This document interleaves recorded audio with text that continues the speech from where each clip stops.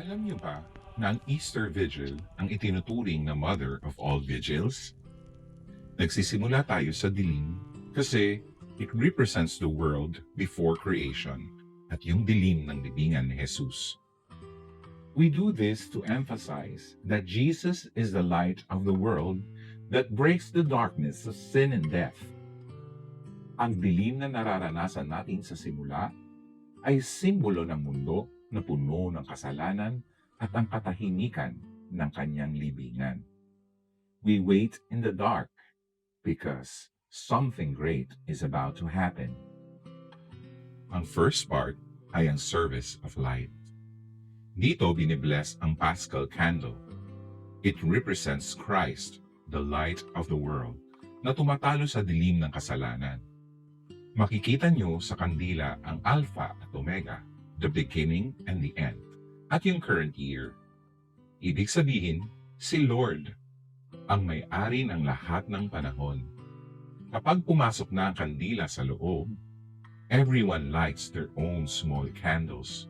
Sobrang gandang tingnan, di ba? It shows how Christ's light spreads to all of us. Pero, bakit nga ba tinatawag itong the summit of the Catholic faith?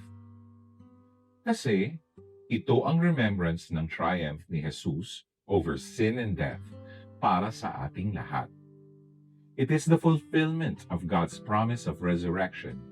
Isipin nyo, if Jesus did not rise from the dead, salvation would not have happened.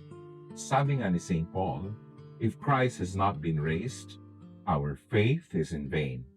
Kaya ang gabing ito, ang pinaka-importante sa buong taon. Wait! Napansin niyo ba? Bakit ang haba ng readings tonight? Usually, 3 lang. Pero sa Vigil, it can be as many as 7 or 9 readings. Para itong family history ng ating pananampalataya. Sa Liturgy of the Word, binabalikan natin lahat ng love story ng Diyos at ng tao. From the creation of the world, yung pagtawid sa Red Sea ni Moses, hanggang sa mga pangako ng mga prophets. Hindi ito basta mahabang kwento lang. It shows na ang resurrection ni Jesus ay hindi aksidente. Ito ang climax ng libo-libong taon na plano ng Diyos para iligtas tayo. Kaya, relax lang. Part ito ng pagre-reminisce ng ating victory. Third part na tayo, ang Liturgy of Baptism. Dito binibless ang water kung saan nilulubog ang Paschal candle sa tubig. Symbol ito ng ang power ng resurrection ni Kristo ang nagbibigay ng life sa tubig na ito. Ever wonder why may binyag tuwing Easter Vigil?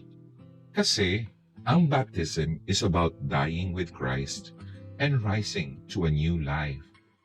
Kaya kahit walang baby o adult na binibinyagan, tayo namang mga parishioners ang nagre-renew ng ating baptismal promises. We get sprinkled with water as a reminder, uy, anak ka ng Diyos at kasama ka sa panalo ni Jesus. The night ends with the Eucharist. After the darkness, the history, and the water, we finally share a meal with the risen Lord. Mula sa dilim at katahimikan, aalis na tayo ng simbahan na may dalang liwanag at sobrang laking Alleluia sa puso natin.